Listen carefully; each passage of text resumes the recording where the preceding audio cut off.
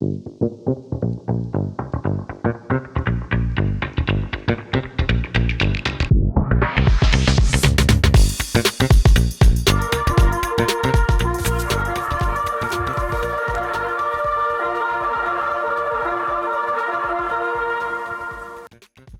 au Polysécure épisode spécial. Je suis avec Ingrid et Marina. Bonjour. Bonjour. Vous allez bien? Ça va très bien. Et toi? Oui, Ingrid? Moi, ça va très bien.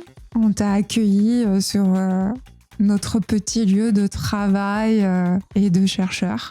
C'est tout à fait un énorme privilège d'avoir été accueilli ici en ce lieu mythique maintenant.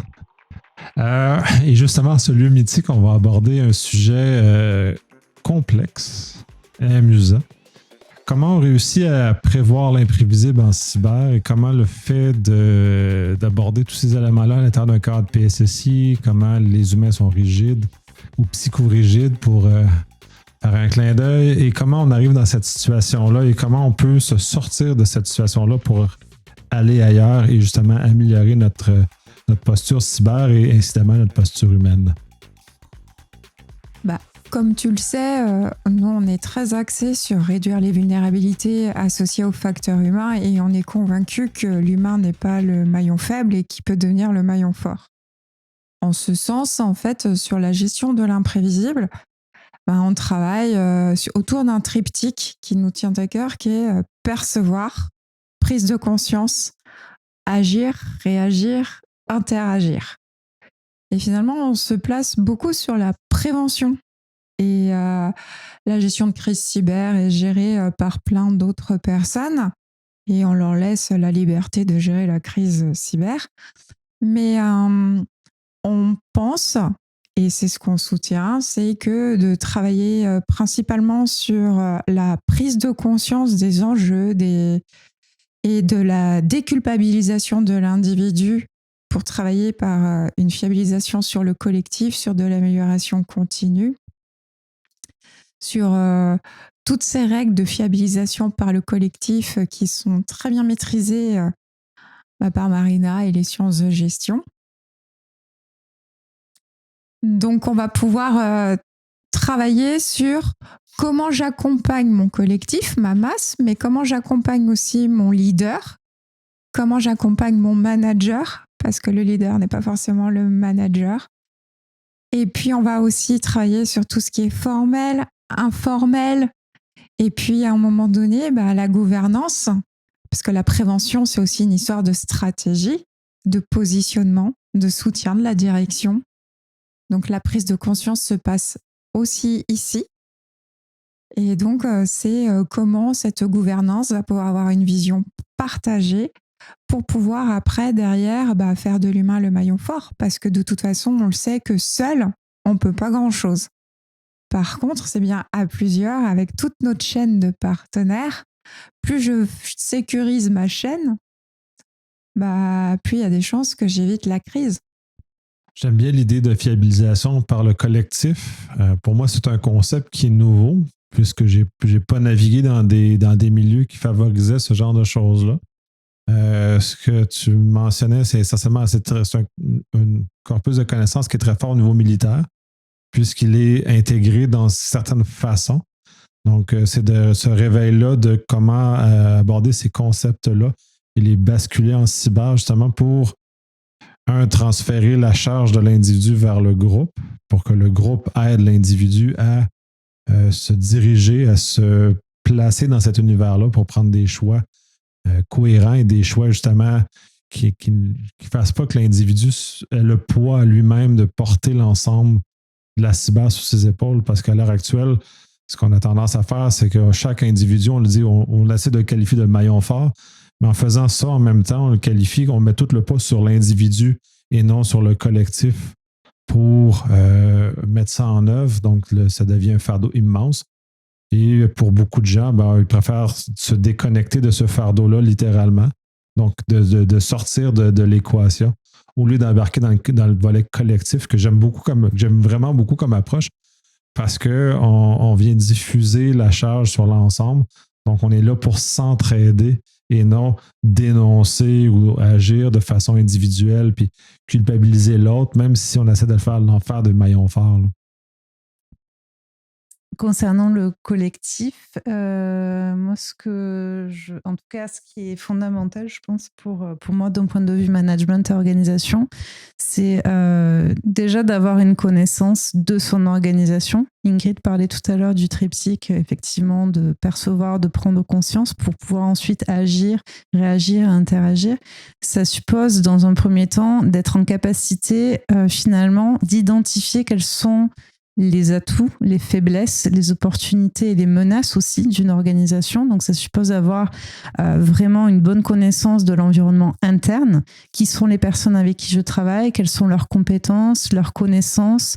Est-ce que je suis en capacité d'identifier tel individu avec des compétences qui peuvent être transposables, par exemple, en situation de crise ou pas, pour pouvoir vraiment s'adapter à n'importe laquelle des situations? C'est aussi la connaissance de l'environnement externe qui va passer par l'identification des parties prenantes. Est-ce qu'elles partagent les valeurs de mon organisation? Est-ce qu'il y a suffisamment de communication avec ces parties prenantes? Est-ce que les parties prenantes interagissent avec l'organisation, etc., etc., de manière à pouvoir favoriser déjà un socle, c'est-à-dire en matière de culture commune, que ça soit en interne ou à l'extérieur, de développer finalement des valeurs aussi communes pour amener petit à petit à une co-construction d'une politique en matière de sécurité des systèmes d'information et en matière de cyber. Mais en fait, quand tu regardes bien la cyber, la gestion, en fait, cette gouvernance, la vision stratégique, la fiabilisation par le collectif, c'est du sport collectif. Quand tu regardes le sport, nous on est très foot, rugby, voilà, en France, où vous êtes plus hockey, il faut bien pouvoir se poser la question de... En fait, la fiabilisation par le collectif, finalement, c'est pas que de la cyber, c'est pas que du militaire, c'est aussi le secteur santé.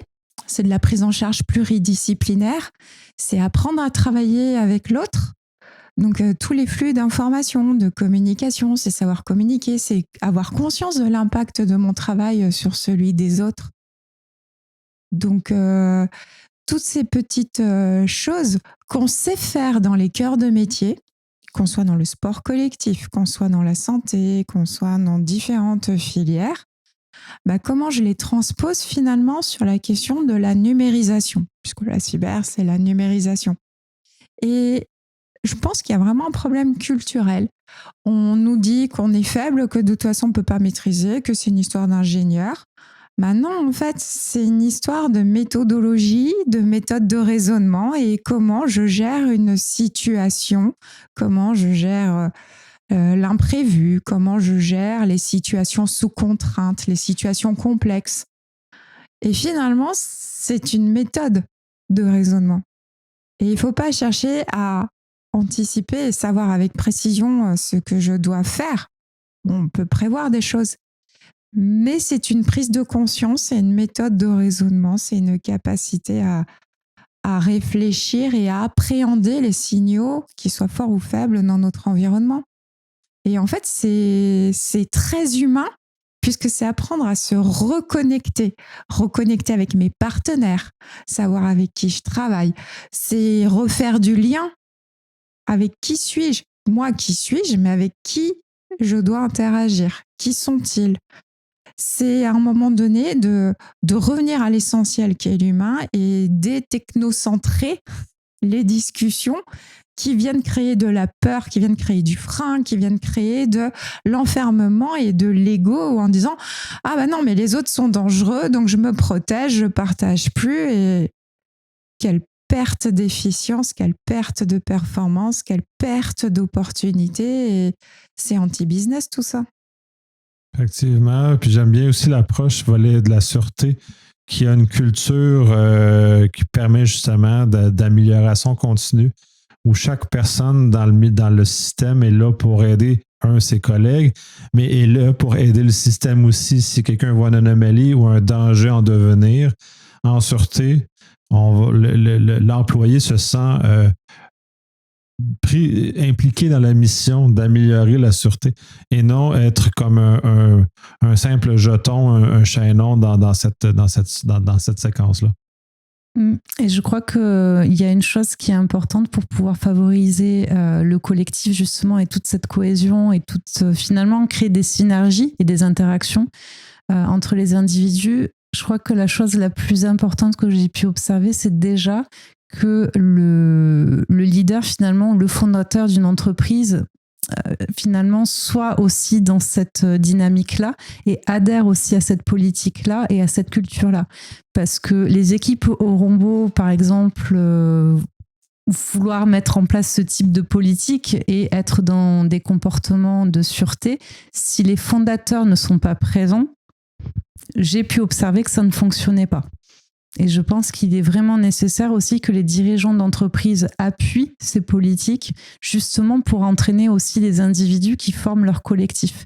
Et il faut vraiment qu'il y ait l'adhésion de l'ensemble donc de l'organisation, des entreprises.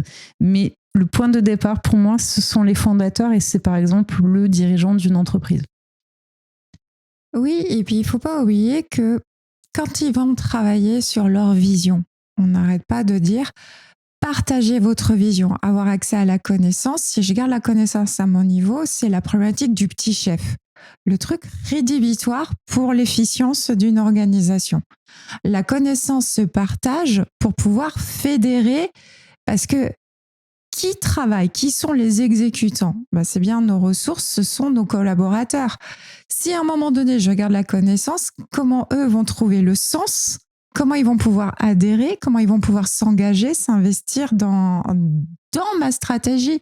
Donc, il y a peu de chances que j'atteigne mes objectifs si je ne partage pas mes objectifs et si je ne donne pas le sens. Parce qu'au pire, s'ils ne retiennent pas la règle fixe, mais qu'ils ont une idée du pourquoi et qu'ils ont la vision, ils auront toujours l'esprit. Et ça veut dire qu'ils sauront rebondir en vue d'atteindre l'objectif qui est positif pour mon organisation. Si je leur donne pas, le problème, c'est qu'il y en a d'autres qui sauront leur donner de bonnes idées qui vont pas être les bonnes. Et donc, en fait, faut pas oublier qu'on a quand même une certaine proportion à diffuser la connerie plus rapidement que la chose intelligente. Donc, il vaut mieux partager la vision du chef, de dire voilà la vision du chef, et ensuite, après, tout le monde s'y retrouve.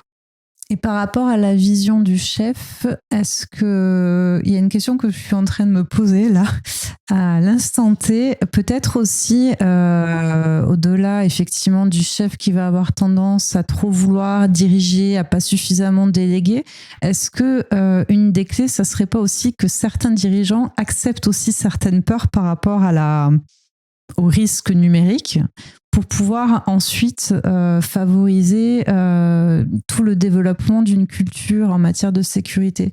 Ce que je veux dire, c'est que j'ai pu observer des chefs d'entreprise qui avaient peur en fait de ces risques-là ou qui ne les comprenaient pas, qui n'arrivaient pas à les appréhender et plutôt que d'essayer de comprendre, de favoriser des échanges, peut-être par ego, je parle de peur, mais peut-être les raisons étaient tout autres.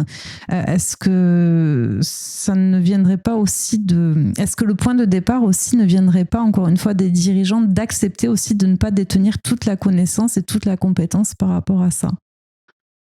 Oui, mais alors dans ce cas, il y a aussi d'autres peurs, celles des experts cyber qui vont avoir peur de tout ce qui touche à l'humain parce que l'humain est très imprévisible et que la technique et la technologie, du fait qu'elle soit programmée, devient plus prévisible et donc peut être rassurante. Mais en même temps, un dirigeant devrait plutôt être intéressé par la question des facteurs humains, puisque lui, c'est son quotidien de gérer l'humain. Alors que finalement, sur les questions cyber, il va se retrancher devant des avis d'experts qui fuient l'humain, alors que lui, il est expert de l'humain en tant que dirigeant. Enfin, sauf si après on a des dirigeants quiches, ça arrive toujours. Hein. Mais ceux qui, voilà, ils sont pas tous quiches.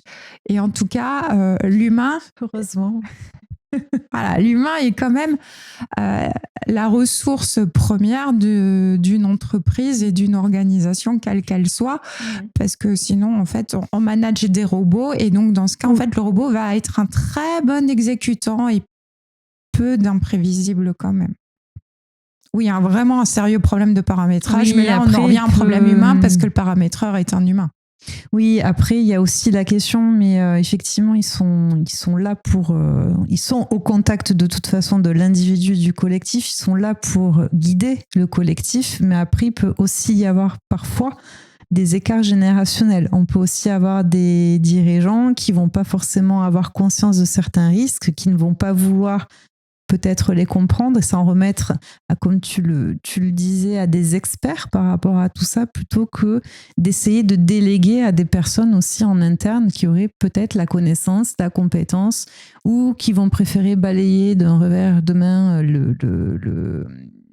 D'ailleurs, on peut le dire, là aussi, dans les croyances et dans les représentations et dans les peurs, messieurs, n'ayez pas peur. Oui, voilà, les femmes peuvent être aussi experts en cybersécurité. Il y en a quand même beaucoup. Et que, voilà, et que la cybersécurité n'est pas un sujet d'ingénieurs et d'hommes. Sinon, c'est avoir qu'une vision partielle du sujet. Et j'en parle sans problématique. Il n'y a qu'à regarder le nombre d'intervenants féminins à l'European Cyber Week. Quand on regarde le programme, c'est quand même encore très masculin. C'est vrai. Et pourtant, nous aurions tout intérêt à fonctionner ensemble justement pour avoir des visions complémentaires parce qu'on a tendance à ne pas penser de la même manière et peut-être à ne pas, mettre en place des choses aussi de la même manière. Donc, on aurait tout intérêt vraiment à développer, à penser, à réfléchir des méthodes ensemble, justement pour être complémentaires. Mais sont cachés. Faut les trouver. Je trouve ça un peu malheureux parce que ça n'envoie pas l'image publique et de l'importance de la contribution des femmes. J'ai, dans ma carrière, rencontré beaucoup de femmes. J'ai eu des femmes qui m'ont encadré dans des rôles d'encadrement comme manager et ont tous eu un impact positif sur leur organisation en cyber et ont su mener à terme des dossiers très intéressants et fait progresser l'état de l'art, si on veut, en quelque sorte, dans ces organisations-là. Donc, c'est un peu une dichotomie importante que je trouve un peu malheureuse d'ailleurs parce que ça ne sert pas le grand ensemble, un peu comme Marina disait, la contribution qui est très présente au niveau puis de la différence que c'est, même si ce n'est pas très populaire de dire que les femmes et les hommes sont différents, la contribution cette différence est importante et on la voit dans plusieurs domaines, dont l'appétit au risque est différent entre les hommes et les femmes et c'est un facteur très biologique, très comme ça. Fait qu'on ne peut pas lutter énormément contre ça. Et en cyber, le risque a quand même une place importante et a des conséquences importantes. Il y en a qui sont plus peureux que d'autres, il y en a qui vont lire trop de risques, et ainsi de suite. Donc, dans ces mouvances-là, cette dualité-là est importante ou cette diversité-là est importante. Si on va aller plus loin que juste les genres, on peut aller plus loin. Donc, toute cette contribution multiple améliore le grand ensemble. Ça commence aussi, par rapport à la représentation des femmes, juste une chose pour rebondir, ça commence aussi dans l'enseignement. Il peut y avoir aussi parfois très peu de femmes dans certaines écoles qui vont enseigner notamment la cyber ou la sécurité numérique. Tout comme dans les filières, quand on voit le nombre de jeunes filles qu'il peut y avoir dans les effectifs, justement, dans ce type de... qui se dédient à ce type de métier. Donc, je pense que c'est important aussi que les femmes osent aussi aller enseigner pour montrer aux jeunes filles que c'est possible. Voilà, pour petit à petit rééquilibrer peut-être. D'ailleurs, c'est très drôle parce que j'interviens, tout comme Marina, dans l'enseignement supérieur et dans les filières numériques de l'enseignement supérieur. J'ai très peu de femmes parce que j'interviens dans des formations en intelligence artificielle ou de développeurs ou cyber. Et peu de femmes. Et j'avoue que quand, comme quoi sur les représentations, en tout cas les jeunes filles en alternance que j'ai en cours, sont rattachés au ministère des Armées et en particulier dans l'armée de terre. L'armée de terre a quand même recruté pas mal de femmes puisqu'en fait, le premier critère est la motivation. Parce que bon, de toute façon, un alternant, il est là pour débuter et pour apprendre. Et ils vont regarder la motivation et puis l'appétence pour un milieu qui est particulier. Et j'avoue que quand on va dans des rencontres numériques du ministère des Armées, en tout cas en France, c'est un des ministères où sur la question du numérique, il y a beaucoup de femmes. Je suis aussi beaucoup en lien avec le ministère de la Santé et sur les questions des systèmes d'information, de la numérisation. Il y a là aussi pas mal de femmes. Par contre, dès lors qu'on s'adresse à nos interlocuteurs industriels, on n'a que des hommes. Donc, en même temps, vu qu'on n'est pas satisfaite des réponses et qu'on les trouve imparfaites car pas très globales et très technocentrées, ben voilà, là je vais faire un petit peu de provoque, mais bon, tu me connais, je suis plus à ça près. C'est que finalement, les garçons se rassurent à qui a la plus grosse tech et là, le mur le plus infranchissable possible. Et messieurs, c'est pas qui a la plus grosse qui gagne. Donc, à un moment donné, un peu plus de vision globale. Et là aussi, il ne faut pas occulter la diversité des métiers qui contribuent à la cybersécurité. C'est pas que les sciences de l'ingénieur qui contribuent à la cybersécurité. Notamment, mais c'est parce qu'on oublie que la cyber n'est pas un axe vertical, mais c'est un axe horizontal dans l'organisation. Donc, incidemment, il faut qu'on soit capable de toucher de façon horizontale. Et si on n'est pas capable de parler de façon horizontale, on va rester dans notre silo, on va rester dans notre filière et on ne sera pas capable d'aller plus loin. Donc, ce que tu dis essentiellement, c'est que ces hommes sont très verticaux, mais très, très peu horizontaux, ce qui peut poser certains soucis dans certains égards. Si on prend tes références, si on est que vertical, on n'ira pas bien loin. Donc, de ce côté-là, il faut ouvrir, oui, effectivement, il faut l'humain. Si on revient à la sûreté encore une fois, la sûreté a intégré l'humain dans la réflexion notamment et est sorti du milieu vertical de l'ingénieur, est allé plus loin parce que ce n'est pas l'ingénieur qui a analysé le comportement des humains autour, c'est d'autres professions, d'autres métiers qui ont accompagné cet élément-là. Et l'ingénieur a servi à développer l'outil ou le mécanisme. Comme en cyber, on va être bon pour développer le mécanisme technocentré, mais ça ne demeure qu'un outil pour nous aider à atteindre un objectif. Et cet outil-là, pris seul, ne sert à rien s'il n'est pas bien utilisé, s'il n'est pas bien mis dans son contexte, puis il peut même être dangereux s'il n'est pas bien mis dans son contexte. C'est là où les sciences humaines et sociales, et notamment les sciences de gestion, parce que en fait, sciences de gestion, c'est du management, tout ce qui touche à la théorie des organisations et management. Et dans les théories donc des organisations, c'est avant tout guider l'humain et justement considérer l'humain au sein de l'organisation. Donc, les sciences humaines et sociales peuvent être vraiment un appui pour pouvoir parvenir à une politique de sécurité numérique globale, avoir cette vision globale qui va considérer vraiment toutes les ressources de l'organisation et ses outils, mais en considérant aussi l'humain et en replaçant l'humain aussi au cœur de l'organisation. D'ailleurs, on le voit, parce que tous les petits génies qui viennent m'expliquer que l'humain est le maillon faible sont quand même des personnes qui viennent m'expliquer que si j'ai pas appliqué la procédure, ils jouent sur la culpabilisation. En même temps, j'ai envie de leur dire, mais mon gars, si j'ai pas appliqué la procédure, tu cherches à me culpabiliser, mais si ta solution avait été moins merdique, j'aurais peut-être pas eu besoin de la contourner. Parce que ta solution n'est pas adaptée à ma pratique professionnelle. Elle n'est pas adaptée à l'usage que je dois en faire. Donc, la contrainte étant trop forte, et d'ailleurs, des fois, la contrainte SSI peut créer un risque plus fort pour l'organisation que le risque cyber lui-même.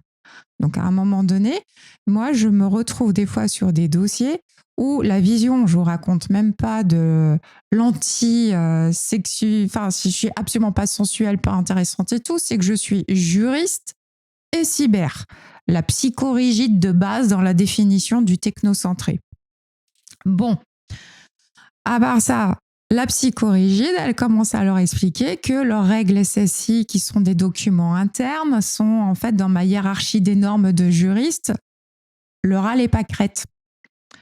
Mais qu'à un moment donné, dans certaines organisations, j'ai un risque vital pour un opérateur. Est-ce que vous pensez pour un dirigeant qu'il va dire « Ouais, ok, on applique la règle SSI », alors que si j'applique la règle SSI strictement, je vais avoir un risque vital pour un de mes collaborateurs? Mais ils n'ont aucun souci à me soutenir. Non, mais la règle, c'est le SSI. Je fais non, prends du recul, reprends une vision globale. Si j'applique la règle, il a un risque de mort. Qu'est-ce qu'on fait? Eh bien, on sait le gérer dans plein de filières. En filière santé, la règle est la règle, le médecin, c'est son rôle de faire ça. Et en situation d'urgence, quand certaines conditions sont remplies, on va dire, oui, là, l'infirmière peut agir et peut faire les choses pour débloquer la situation, mais surtout pour éviter d'arriver à la gestion de crise par rapport à la prise en charge du patient. Et donc, dans des principes de qualité et de sécurité des soins, il y a la règle, elle est générale, elle s'applique à tout le monde.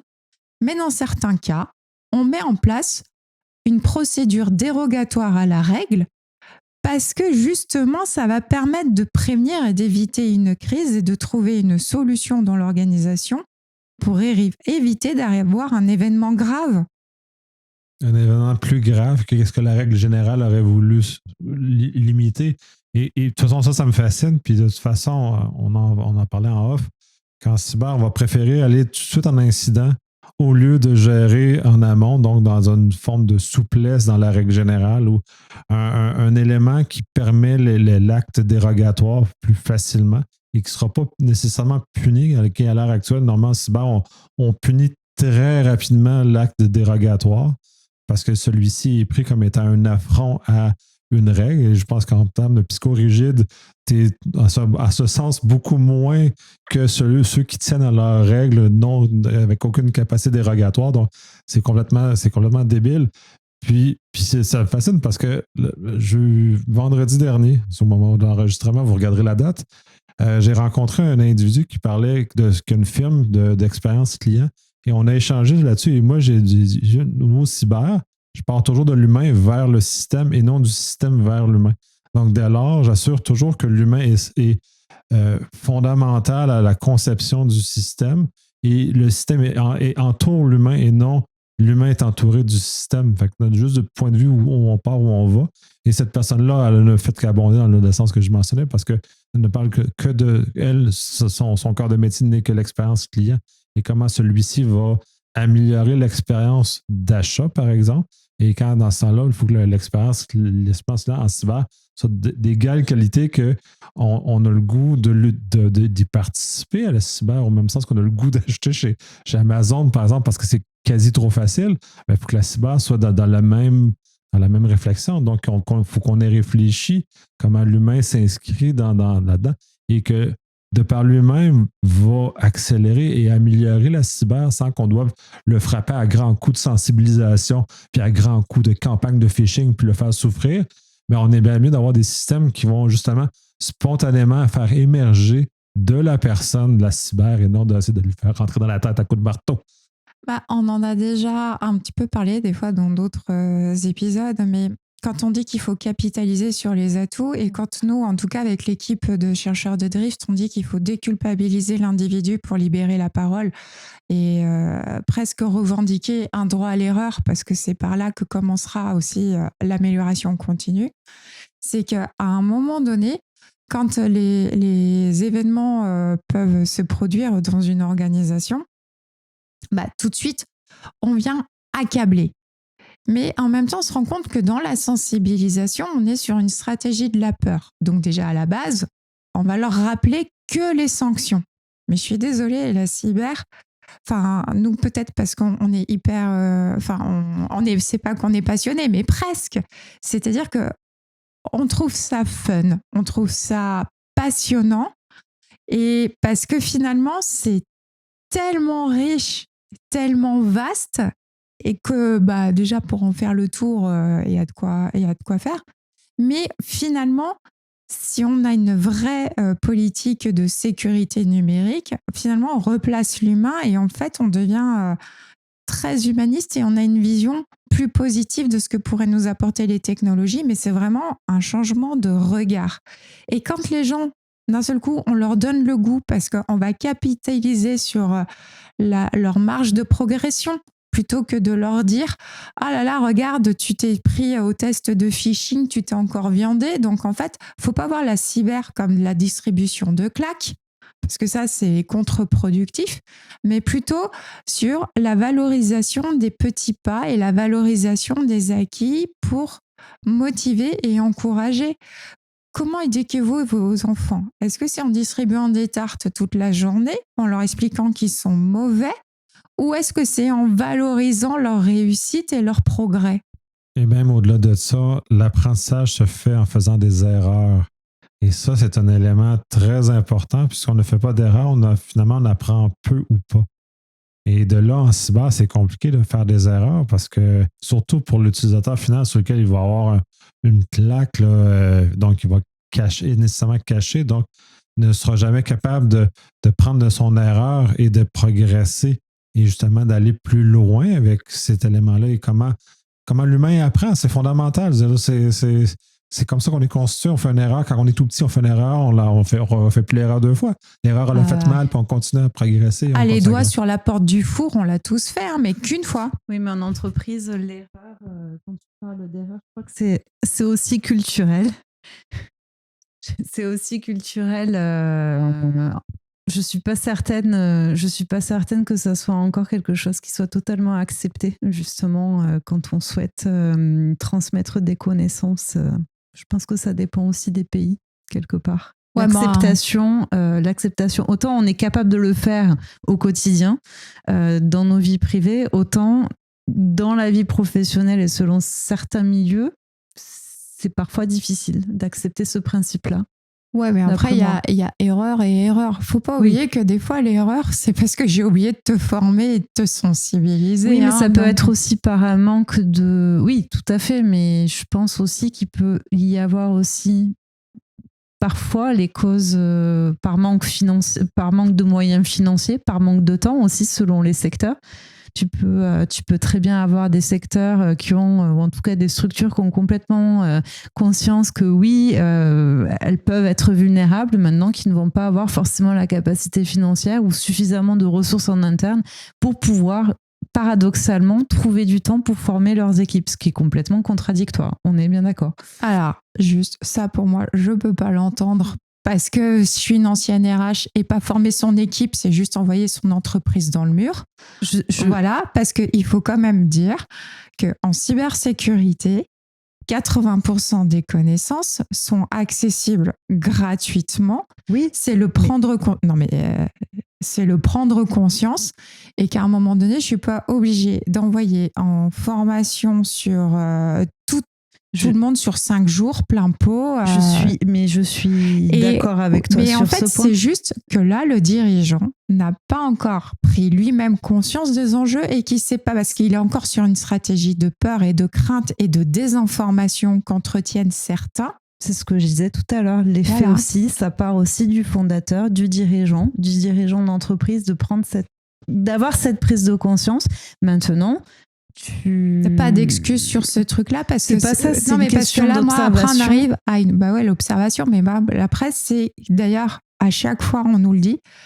Tu t'es pris ton truc et tu as eu la crise à gérer parce que justement, mais ça devient de la faute inexcusable. Pour moi, ça devient de la faute de gestion. Un dirigeant qui est responsable et raisonnable, les sources d'information, et c'est pour ça aussi que j'en veux beaucoup à toute la désinformation qu'on peut voir sur les technologies, où on a aussi, pour pouvoir... Bon, je suis désolée, je vais encore envoyer une cartouche, mais bon, c'est qu'à un moment donné, pour vendre cher des produits, on va utiliser des éléments de langage qui vont faire que, oui, bien sûr, ça devient inaccessible. Mais bon sang, parlez simplement. Si vous voulez une appropriation et si vous voulez des usages propres, parlez simplement aux utilisateurs. L'adaptation de la communication, c'est la base. Donc pour moi, c'est pour ça que je dis choisir ses partenaires. À un moment donné, moi, quand j'ai un fournisseur qui vient m'expliquer à quel point je vais être dépendante de lui, bah je fuis. Quand tu peux. Bah oui, bah C'est- alors dans ce cas, c'est la question. Non, c'est la discussion qu'on a eue en off tout à l'heure, justement. ouais, quand tu peux. D'où l'intérêt de connaître le réseau d'acteurs parce que tout le monde n'est pas Voilà. malsain et qu'il y a des gens propres. Et il y en a Heureusement. beaucoup des professionnels qui travaillent proprement et qui sont transparents et qui amènent vers l'autonomie leurs clients.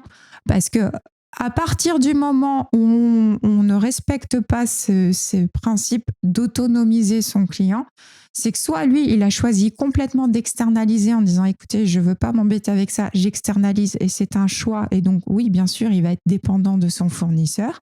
Maintenant, s'il n'a pas voulu externaliser complètement la mission, s'il veut qu'on forme justement et qu'on accompagne son organisation, c'est pas pour qu'il devienne la vache à lait. Et ça, pour moi, ça veut dire que c'est une personne malsaine, toxique et tout. Mais Malheureusement, donc, on en revient à analyser ce que tu dis, le réseau d'acteurs, aussi être en capacité d'analyser aussi son réseau d'acteurs, son environnement, ses parties prenantes, et peut-être aussi d'avoir d'où des l'approche- méthodes. voilà, d'où l'approche globale sur laquelle pouvoir Drift le faire. travaille, sur quels sont les outils et quelles sont les clés, comment je détecte, d'où le côté mieux se connaître, mieux le connaître, quelle est la fiche d'identité, la fiche signalétique de points comme ça que je dois checker.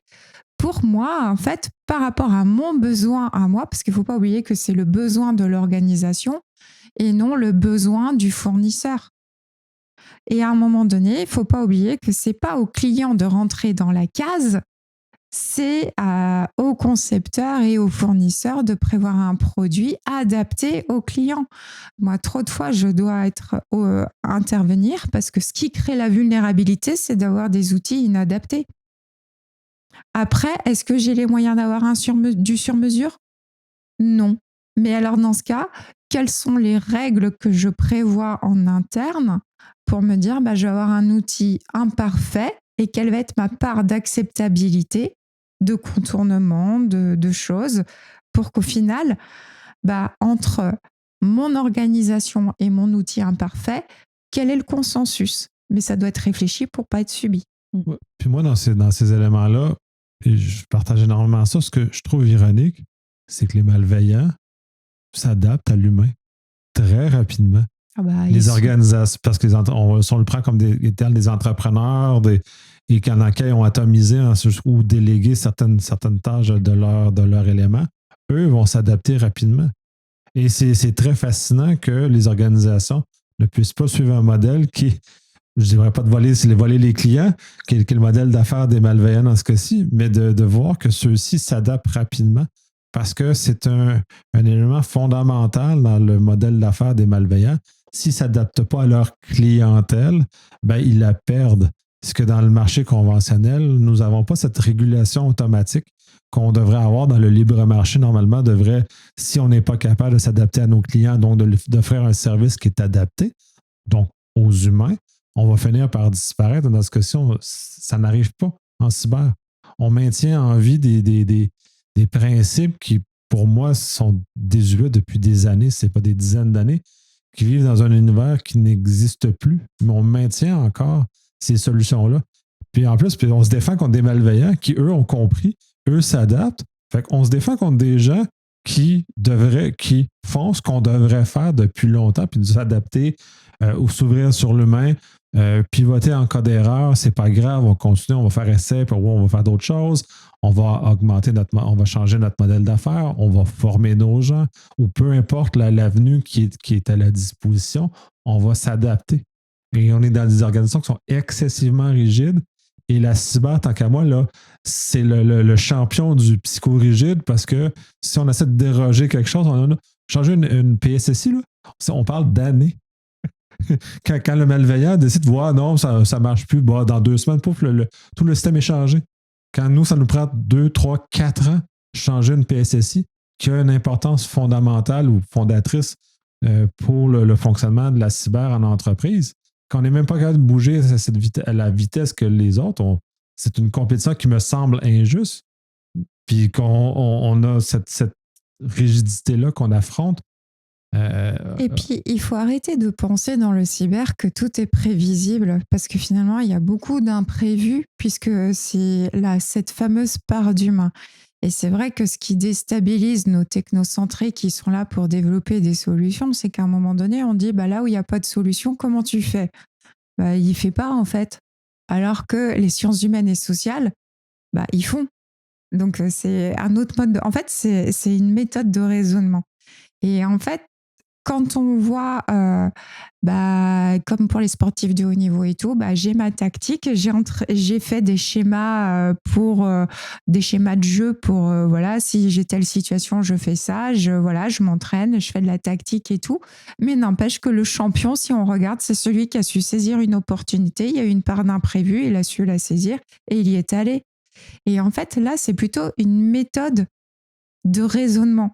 En fait, on est sur je dois savoir finalement quelles sont les questions à se poser pour arriver à une solution. Donc, c'est pas quelle est la procédure pour la solution, c'est quelle est la méthode de raisonnement par rapport à une problématique pour arriver à la solution. Donc, c'est un autre schéma de pensée, mais n'empêche que c'est ce schéma de pensée qui crée les champions. Donc, moi, quand je me lance dans une compétition et à partir du moment où là, si on compare la numérisation à une compétition, j'y vais pas pour faire le dernier de la liste, quoi. Donc, si je m'engage, c'est que j'ai espoir d'arriver à des résultats. Donc, comment je me prépare, comment je m'entraîne? À un moment donné, mon équipe, je vais lui apprendre plein de schémas tactiques, je vais lui apprendre plein de procédures. Donc, OK, je te forme, je t'apprends les procédures. Mais en même temps, je veux avoir mon opportunité de médaille et c'est comment je vais t'apprendre à être autonome au moment où il faudra que tu auras le ballon ou tu auras le palais et il va falloir y aller. Parce que mon adversaire, il a tellement bien étudié mon jeu que de toute façon, toutes mes tactiques prévisibles, il les connaît. Donc lui, il va essayer de contourner mes tactiques ou de me les retourner contre moi. C'est le but. Sinon, c'est pas drôle. Et nous, on n'a aucun intérêt à regarder le match. Donc, et on le voit, c'est-à-dire que quel sportif prépare une compétition sans connaître ses partenaires, sans connaître ses adversaires? Ils sont capables de vous dire les forces et faiblesses de tous les membres de sa propre équipe et il est capable de vous dire quelles sont les forces et faiblesses de l'équipe qu'il va affronter. Oui, mais le sportif, dans ce cas-ci de sport d'équipe, s'entraîne régulièrement ensemble. Cet entraînement ou cette formation en entreprise, elle est fondamentale à la réussite de l'équipe. C'est ce qui permet d'avoir les automatismes aussi. Quelque part, d'apprendre, de répéter en situation, d'être en capacité de répéter des situations pour avoir les automatismes, justement, en cas de crise, d'attaque, etc. Maintenant, ce qui marche aussi, c'est de faire croire à l'adversaire qu'on va peut-être appliquer telle stratégie et en l'occurrence, renverser... En tout cas, mettre en place un autre schéma, une autre stratégie. Dans l'état, disons que nos entreprises, déjà qu'ils puissent pratiquer ensemble, je trouve que c'est déjà bien de commencer à mettre des stratégies pour tromper l'adversaire qui est le malveillant dans ce cas-ci. J'en connais qui le font. C'est même souhaitable d'ailleurs, parce que là, on va rééquilibrer les forces au sens où les malveillants vont cesser d'avoir le haut du pavé, parce qu'à l'heure actuelle, c'est trop facile, parce qu'on est juste des fainéants sur le terrain. Fait que c'est très facile de gagner le match contre les entreprises. Mais quand les entreprises vont commencer à s'entraîner, donc déjà se connaître entre eux en tant qu'équipe, là, on avance déjà. J'avais eu une personne sur un panel la semaine dernière et l'incident que cette entreprise a vécu leur a permis justement de se rapprocher et tout le monde a émergé, grandi de cet événement-là. C'est triste qu'ils doivent vivre un événement comme ça pour faire émerger ces éléments-là. D'où l'importance de ces pratiques-là ou de ces faux incidents-là qui sont mis en place justement pour amener l'entreprise à se pratiquer, à vivre ensemble un incident de cyber et d'autant plus de se réveiller, donc de devenir partie prenante. Et dans le cas de l'entreprise en question qui est en agroalimentaire, c'est pas des personnes qui sont hautement technologiques avec de la numérisation mur à mur. C'est des gens qui avaient sur le terrain, donc, ont sorti de leur zone de confort, ont intervenu pour permettre à l'entreprise de continuer à fonctionner malgré la panne cyber. Et tout le monde a contribué dans une entité, dans un groupe qui était comme ça, comme une équipe sportive, qui était dans l'action. On a une surprise sur le terrain, on réagit à la surprise. On ne fait pas juste figer et attendre que le ballon passe et oups, il est rendu de l'autre côté. Ben, effectivement, c'est ce qu'il faudrait faire maintenant. Je pense que c'est aussi, selon certains milieux, d'accepter aussi de prendre le temps, justement pour former et sensibiliser. Parce que selon les milieux, il y a quand même une question, et c'est pas à l'encontre des RH ou quoi que ce soit, c'est juste on est sur des projets. Je prends le secteur du bâtiment, par exemple, à titre d'exemple. Clairement, quand il y a des opérations et qu'on est dans le rush, on peut pas forcément se permettre de... C'est pas perdre du temps, je suis pas en train de dire ça, mais c'est-à-dire qu'on va pas prioriser finalement, les dirigeants ont tendance à pas prioriser certaines choses, notamment en tout cas certaines actions en intégrant le risque cyber, alors que ça peut leur tomber dessus du jour au lendemain, et ils vont plutôt avoir tendance à rester focus sur l'avancée de leur projet, de leur opération, parce qu'il y a tellement d'argent qui est engagé là-dedans que... Oui, mais là il y a un côté culturel. Parce que, ah mais clairement, oui. En oui, fait, en gestion de projet, parce que là, c'est autre chose, c'est pas une question de risque cyber, c'est une question de gestion du risque sur un projet. Donc, on en est en fait plutôt sur la gestion de projet.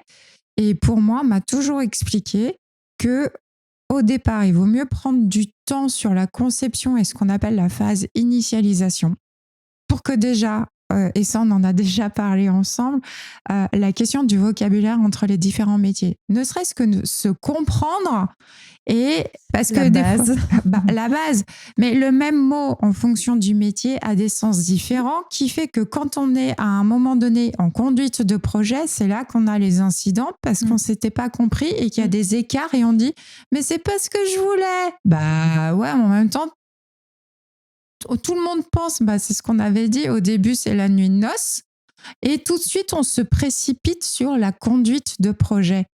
Mais avant d'aller sur la conduite, mettez-vous d'accord sur le projet. C'est l'initialisation. Il y a toute une phase de, on commence par se courtiser, se connaître et tout avant de se marier et de se lancer dans l'aventure et de construire une famille. C'est comme pour tout. Tout était gestion de... ça dépend. Ça finit en divorce, je te signale. Et après, ça coûte cher. Après, Barbie, elle part avec la maison de Ken, la voiture de Ken. Et Ken, il n'est pas content. Donc, à un moment donné, faut voilà. Mais dans le film, Ken, il a essayé de se révolter et ça n'a pas mené à grand-chose. Ah, désolé, je ne l'ai pas vu. Je ne l'ai pas plus vu, mais c'est... t'as l'air de connaître, je suis désolée. Il y a beaucoup de gens autour de moi qui l'ont écouté. J'ai refusé, mais le gros... C'est un spoiler. Je savais pas que tu avais un côté Barbie, ça te va bien, le rose, en fait. Tu devrais essayer plus souvent. Mais attends. Mais j'ai spoilé le film. Ken, il essaie de se révolter, il échoue. C'est l'essentiel du film. Ah mince. c'est la morale de l'histoire, mais qui revient un peu à ton... juste se faire du pouce sur ce que tu disais. Sur le divorce. Non, c'est Barbie s'en va effectivement. Ken perd tout et redevient un élément accessoire à côté de Barbie. Mais en fait, voilà, il ne faut pas aller trop vite, il ne faut pas négliger, parce que pour moi, c'est de la gestion de risque, c'est-à-dire que toute cette phase d'initialisation, et en fait, il y a beaucoup de choses qu'on dit dès la conception à intégrer. Donc, la sécurité, mais le juridique, il y a aussi tout ce qui va être mes interactions, la communication. À un moment donné, il ne faut pas oublier que je deviens une cible parce que j'ai fait fuiter beaucoup de mots magiques, et que si sur les réseaux sociaux, sur partout et tout, j'ai mon hashtag trucmuche, et que hashtag trucmuche, c'est le centre d'intérêt de mon hacker, et en fait, je lui facilite le fait qu'il va me retrouver, parce que lui aussi, il va regarder les hashtags pour trouver ses cibles, parce que franchement, il est aussi un peu paresseux. Plus l'info est facilement accessible, plus vite il ira et plus vite il rançonnera. Il est effectivement très paresseux. Puis en plus, on lui facilite tellement le travail. Et c'est de plus en plus observé que les attaquants ont frappé dans des projets, là, tu mentionnes des projets de construction, par exemple, ils commencent à frapper dans les projets, sachant que les équipes n'ont pas de marge de manœuvre pour agir dans les projets. Donc, en phase d'initialisation, il va commencer à falloir planifier la capacité à réagir à un incident cyber pendant un projet majeur, justement parce que c'est en train de se faire, sont paresseux, fait qu'ils frappent où ça fait mal, fait qu'ils frappent les personnes qui ne sont pas capables de se relever. Il y a des documents, moi j'ai pu voir des grosses opérations, il y a les documents en tout cas dans la conception des projets, mais ils sont là pour... Non. Moi, je t'explique. Non, je suis juste en train de dire que de ce que j'ai observé, il y a les documents, maintenant c'est du marketing, il n'y a pas la sensibilisation, c'est ça que je dis. Non, mais c'est là où il y a un problème finalement. C'est que moi, je vois bien les documents, mais les documents, ils ont été faits par... Alors, A, il a fait tel document. Mais en même temps, comme il ne peut pas tout gérer, parce que sur un appel à projet, il y a tellement de documentation à fournir quand on soumet son offre et qu'on construit son offre, que mes pépères, ils me disent quoi? Ils m'expliquent tout simplement que il y a A qui a rédigé le document 1. J'ai B qui a rédigé le document 2. Je fais, vous pouvez m'expliquer pourquoi dans la même offre, j'ai ces deux documents qui ne sont pas cohérents entre eux? Ah parce qu'il n'y a pas eu le test du couillon pour relire l'intégralité de l'offre chez eux. Mais moi, en fait, je fais, les gars, juste, si vous voulez que je travaille avec vous, va peut-être falloir me sécuriser. Et vous avez juste décidé de ne pas être cohérent et vous pensez que je vais être rassurée. Mais j'ai pas envie de taffer avec des gens qui sont pas cohérents entre eux-mêmes en interne. Mais vous êtes... Et eux, ils sont là, puis ils vous regardent très sérieusement, puis ils vous disent « Ah, mais c'est un projet à 20 millions d'euros. » Je fais « C'est ça, ouais, à ce prix-là, tu penses que je vais payer un truc que vous avez même pas relu en interne ?» Mais où est la cohérence? C'est-à-dire qu'on est au-delà du marketing paillette. Hein. Je sais que là, on en est à « J'ai pas le temps de payer quelqu'un à relire une proposition pour un contrat à 20 millions d'euros. » Et Dieu sait que qu'est-ce que j'en ai à relire des documents où là, je leur dis, vous savez que c'est juste un problème de français, là? C'est-à-dire que je suis même pas encore à apprécier la prestation que vous me proposez. C'est que déjà, rien que sur la forme, vous vous êtes viandé et vous m'avez donné tellement d'informations sur votre organisation et votre manière de gérer les projets qui fait que c'est rédhibitoire et que je veux pas travailler avec vous. Parce que vous m'avez expliqué votre méthodologie de travail. Mais c'est pas séduisant du tout. Hein. Oui, non, mais moi je parlais de gestion de projet, je parlais pas dans la conception d'objets, dans la conception de solutions. Je parlais pas de ça, je parlais de gestion de projet où moi j'ai pu voir dès la conception justement des projets, la réflexion, toute la mise en place au niveau de la documentation que effectivement pour faire bien on allait mettre la charte informatique, comment tout ce qui était lié au comportement en matière de numérique, etc. Bon, résultat des courses, ça n'a pas empêché d'avoir des virus, ça n'a pas empêché en réunion entre parties prenantes d'une organisation et parties prenantes d'une autre organisation de se prêter des clés USB, de brancher leur ordinateur à droite à gauche et finalement d'infecter toute... Je parlais plutôt de ça, moi. T'as jamais vu aussi, tu sais, le copier-coller malheureux, parce que comme de toute façon, il n'y a personne qui relit, et que comme le document, ils en ont rien à foutre et qu'ils savent même pas ce que ça veut dire, c'est que juste ils disent « Attends, j'ai coché la case, j'ai fourni le document. » Mais ils savent même pas à quoi sert le document. C'est-à-dire qu'ils en ont même plus le sens. Complètement, c'est ça. Et en fait, comme ils savent pas le sens, c'est qu'ils n'en ont pas compris les enjeux de ce document. Et c'est là où, quand ils rencontrent des gens comme moi qui ont un peu le vice et qui savent jouer sur les vulnérabilités humaines, mais en fait, c'est pas qu'on joue sur la vulnérabilité humaine, c'est qu'on joue sur le teubé, quoi. Voilà, toi, t'es abruti, c'est simple, je vais te montrer que t'es un abruti. Et en fait, c'est là où après on dit vous distribuez des claques. Non, en fait, je t'explique à quel point tu peux être con. Donc en fait, moi, je fais pas une étude des vulnérabilités humaines, je fais une étude de la capacité à produire de la connerie. Et sur ça, je suis désolée, mais la source est intarissable. Maintenant, quand je tombe sur des gens qui sont sérieux et qui travaillent proprement, il y a des vrais échanges, des vraies discussions et où on peut commencer à parler de projets et de co-construction d'ailleurs. Parce que la plupart de ceux qui ont bien pensé le truc vont te parler, tu vas aller sur une co-construction parce que comme ils ont compris que l'humain était au cœur, ils t'expriment quel est ton besoin. Et maintenant, je vais t'expliquer comment je vais arriver à te produire et satisfaire ton besoin. Et ça, heureusement quand même qu'il existe des gens comme ça, mais c'est de la gestion du teubé. Oui, la génération de contrats, oui, justement, qui font juste bourrer des réponses d'appel d'offres avec des contrats qui sont... Puis le contrat bourré, c'est pas bon. Non, bourrer un contrat pour faire le contrat bourré, c'est pas très bon. Mais en même temps, j'imagine que tu n'as pas encore vu des contrats générés par ChatGPT. Puis on doit t'avouer Ah, j'ai aimé la réaction. On va sur le point de voir des contrats générés ou des réponses à des appels d'offres publics. T'as eu? J'ai eu une IA générative et sincèrement, le gars, sa technologie, elle n'est pas prête. J'ai fait partie d'un comité de sélection où sur un appel à manifestation d'intérêt sur la question des technologies et en fait la boîte a voulu se mettre en valeur en disant voilà mon IA générative que j'ai conçue et puis parce que franchement vu le niveau de la rédaction c'était vraiment pas ça et le truc c'est que ça se voit dans la construction même de la réponse, c'est-à-dire que l'équilibre des paragraphes et le code de comment je rédige mon paragraphe. Donc, c'est pour ça que je dis qu'il y a un problème de paramétrage, parce que au final, c'était tellement la reproduction du même schéma que le bug, et qu'on dit non mais ça c'est pas un humain qui a fait ça, c'est pas possible parce que c'est tellement symétrique qu'à la fin ça devient illisible.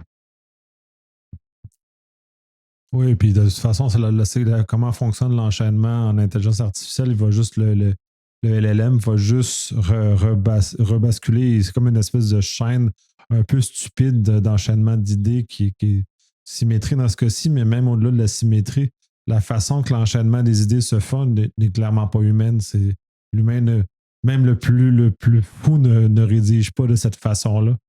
Donc, c'est clair que ça apparaît immédiatement, ce genre de situation-là. Mais on va se retrouver justement avec des éléments comme ça qui se pensent plus brillants que l'autre, comme l'avocat aux États-Unis qui a généré un document qui avait des fausses jurisprudences à l'intérieur. Pas qu'il a voulu fondamentalement faire des fausses jurisprudences, mais lui, il devait être pressé. Il a préféré être bourré un soir puis faire générer son texte par l'intelligence artificielle au lieu de ne pas se bourrer. On justement. apprend de son erreur. Lui a appris assez violemment.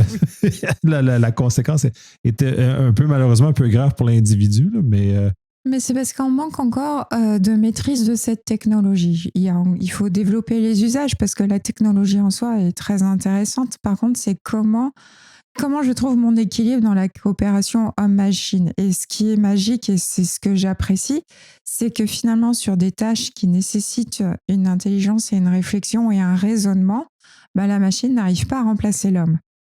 Parce que à un moment donné, il va y avoir quelque chose de pas cohérent si on utilise une IA générative. Parce que très sincèrement, pour en avoir vu le résultat de plusieurs modèles différents, il y en a qui ont c'est satisfaisant sur de la communication globale et générale. D'ailleurs, c'est mieux que certains de tes collègues où tu dis franchement, au moins, elle fatigue pas. Donc, en fait, il y a moins de fautes d'orthographe, il y a moins de... Enfin, voilà, elle fatigue pas, elle tourne. En revanche, sur des modèles qui sont pas super entraînés, pas encore hyper bien paramétrés, c'est grossier. Et là on voit que c'est pas terrible. Donc, à un moment donné, quand la technologie sera à maturité et qu'on aura appris à l'utiliser, on trouvera le bon équilibre et on pourra l'utiliser parce que faut pas oublier qu'elle peut nous faire gagner beaucoup de temps sur certaines tâches. Maintenant, sur d'autres, non, vaut mieux privilégier l'humain. Il est beaucoup plus fiable, même s'il est imparfait, mais il est tellement plus fiable. Oui, parce qu'il est capable de raisonner, puis on revient, on reboucle sur le fait que l'humain a droit à l'erreur. L'humain est capable d'être plus souple, d'être capable de pivoter dans des situations, et justement qu'on le ramène en cyber et on le met au centre du cyber, et non qu'on met la machine au centre du cyber comme on fait là.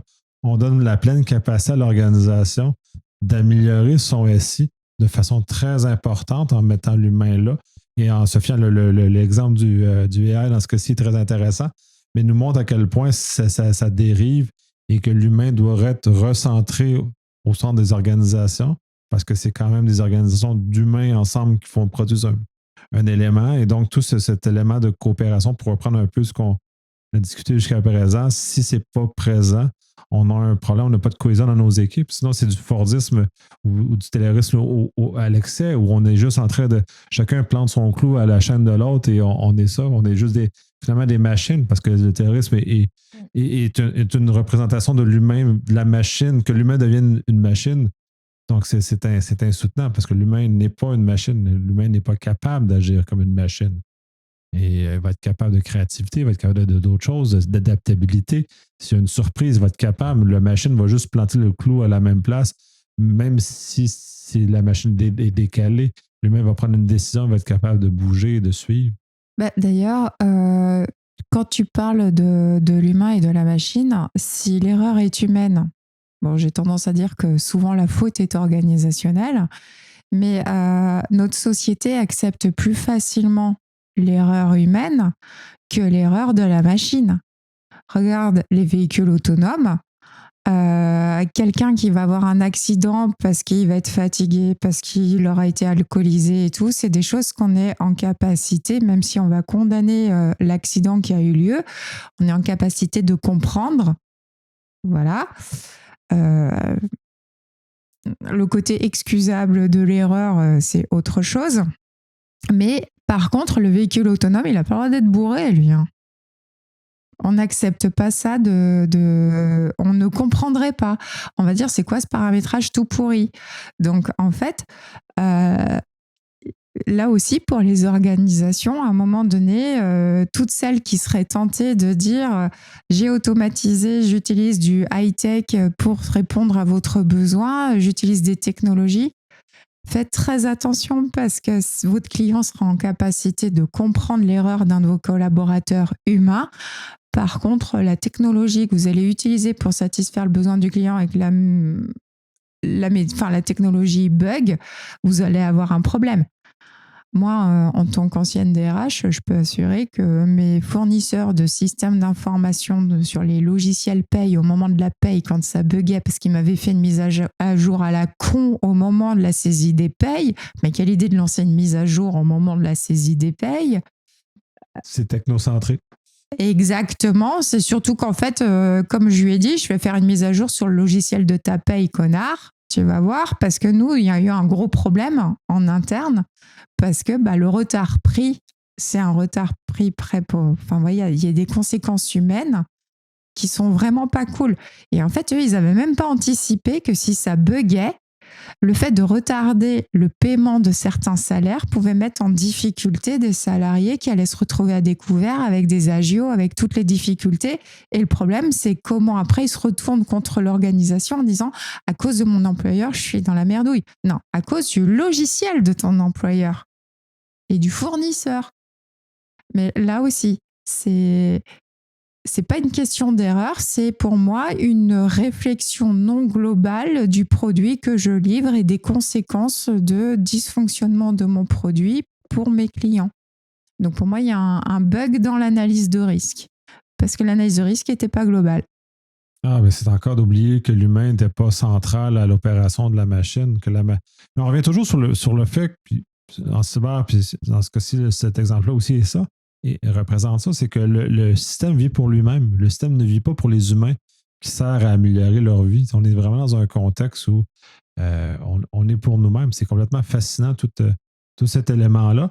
On va conclure sur ça. On a quand même fait un bon moment là-dessus. Quelques folies au travers qui sont peut-être pas perceptibles à l'écoute finale, mais quand même qui ont été très intéressantes et très rebondissante. Donc, je vous remercie énormément. C'est toujours un énorme plaisir de faire ça en plus en présentiel, quand on a l'occasion de le faire justement comme ça. Ça a une dynamique tout autre et d'autant plus intéressante. Et merci énormément pour l'accueil. Je vais le divulguer. Je suis à Quadkida. Donc, mais comme vous avez écouté, ça c'est plus grave, je ne serai plus là. Ça va être passé depuis longtemps. Fait que vous ne pouvez pas me cambrioler parce que je suis de retour à la maison quand vous allez écouter.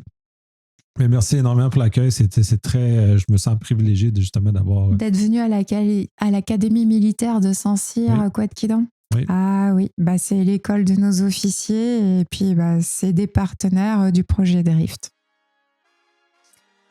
Très heureuse de t'avoir accueilli ici et que tu puisses en tout cas avoir le privilège de voir l'Académie militaire.